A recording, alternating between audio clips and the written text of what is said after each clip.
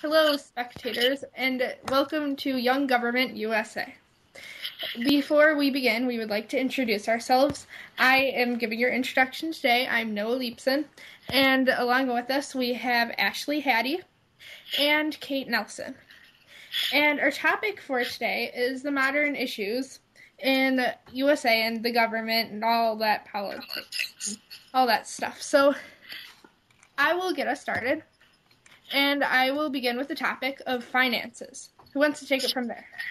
I will take it from here. I know finances is a really big problem because with the mortgage industry, it's affecting multiple industries too. Um, I know that for a fact. My mom is a mortgage broker, and this problem has been an ongoing problem for 4 years. And yes, and I will say I completely do not agree with what Obama is doing by giving money to those who are unemployed. I know it might be good for the people who haven't been able to get a job, but there are more than other opportunities for them. And like years ago, the churches used to help out and all that, and now they're giving the upper classes money and giving them higher taxes than the lower class, and just causing everybody to become middle class. And there is a system that we are now going out of bounds with. Right.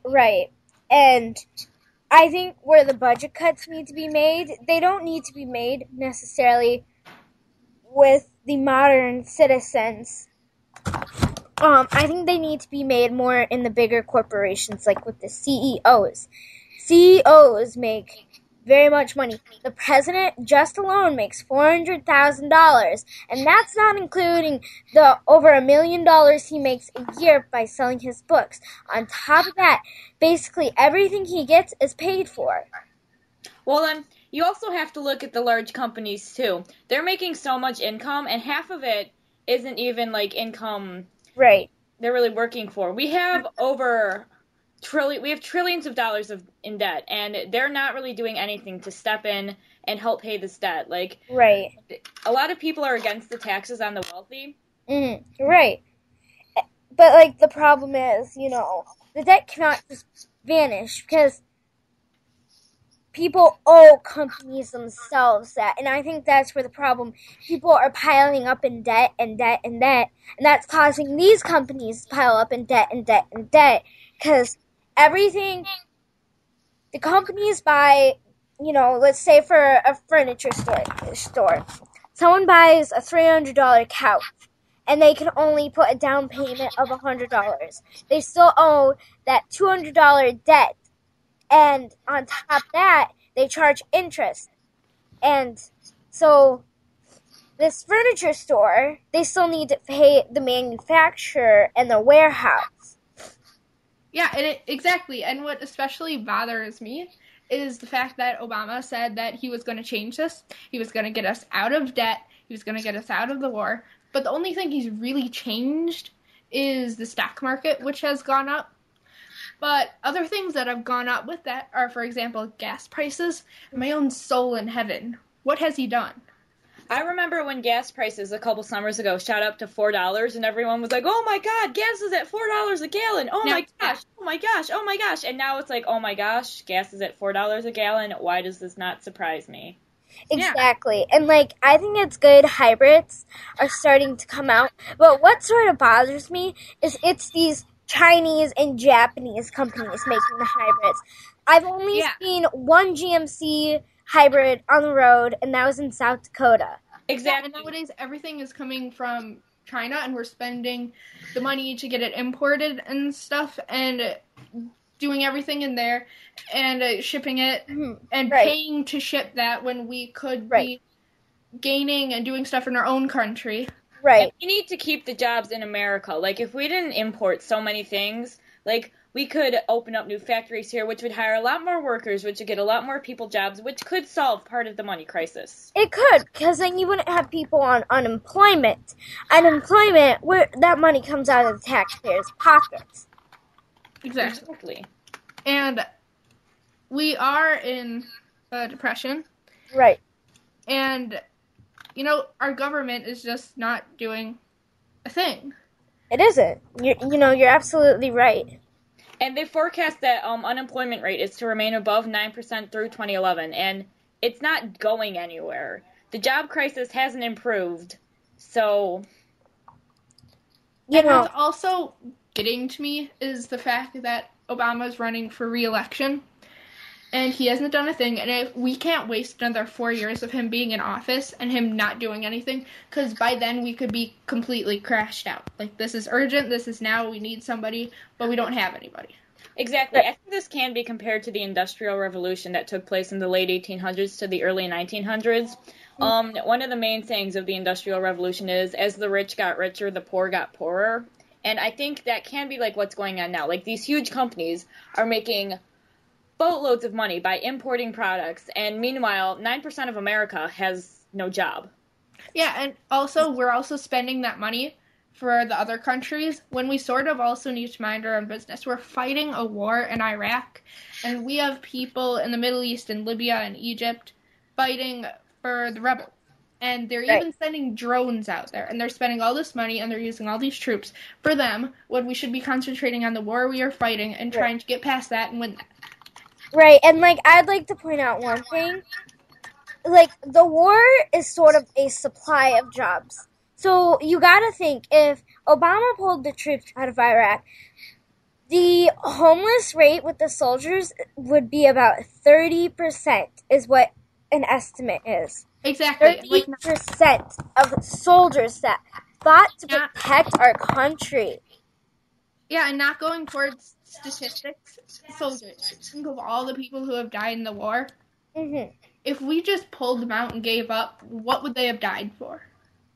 What? Nothing.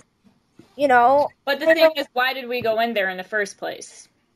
Because of 9/11 and their threats to our community. Right. You gotta face it. There were weapons of mass destruction, which were never uncovered, first of all. And there's pretty much almost 100% evidence that there are no weapons of mass destruction. In fact, there are no weapons of mass destruction. So I think if you look at it one way, we didn't go in for a reason, so why are we still there? Yeah. We went in because of pride.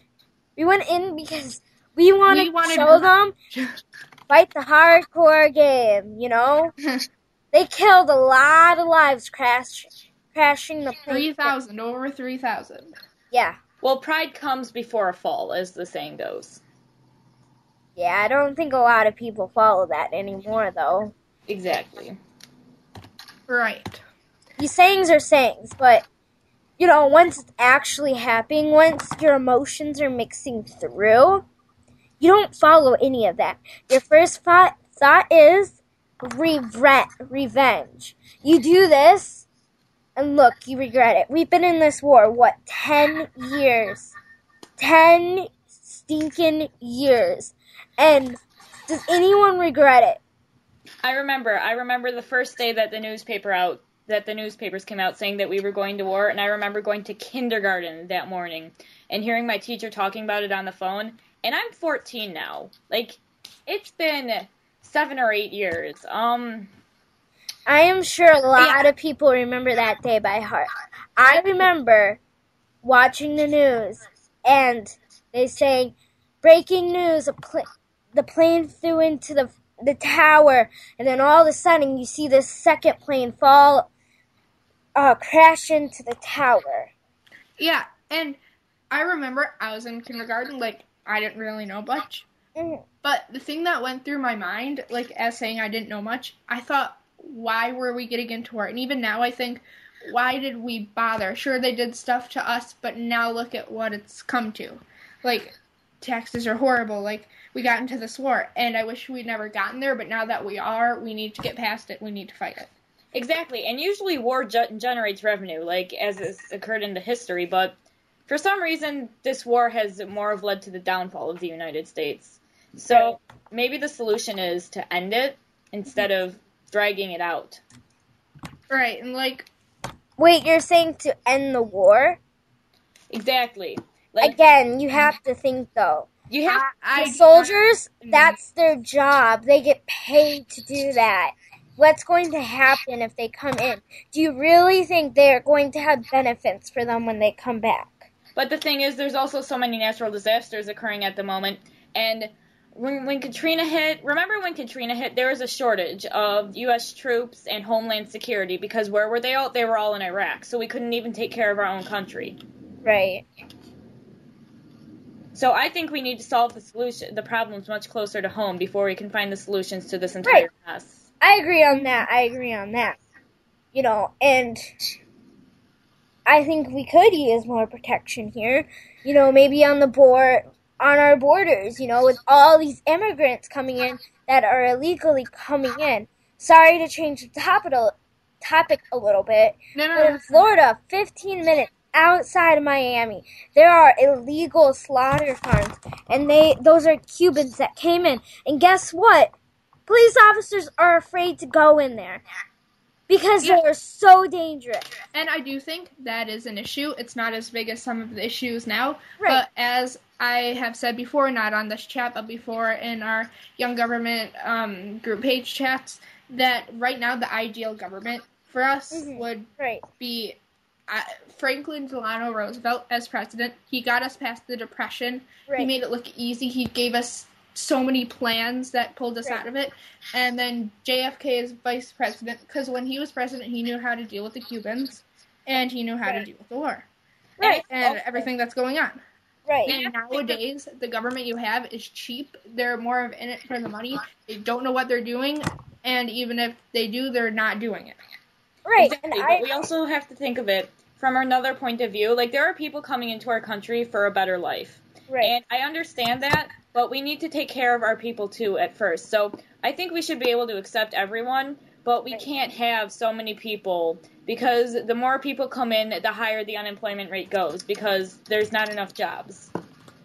You know, and that's a really good point. But the thing is, you can't keep them all out. Exactly. You know.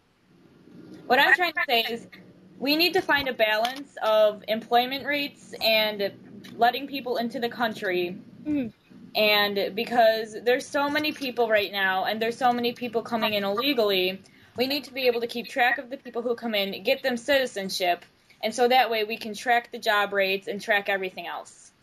Exactly. And we are now going to conclude, as we only have a few seconds left. And we had a lovely chat tonight, I will say. We had a great topic, and we can definitely continue it sometime in the future, along with doing other topics. So this is me, Ashley, and Kate, Young Government USA, signing off to you. Good night, America. I will sleep tonight.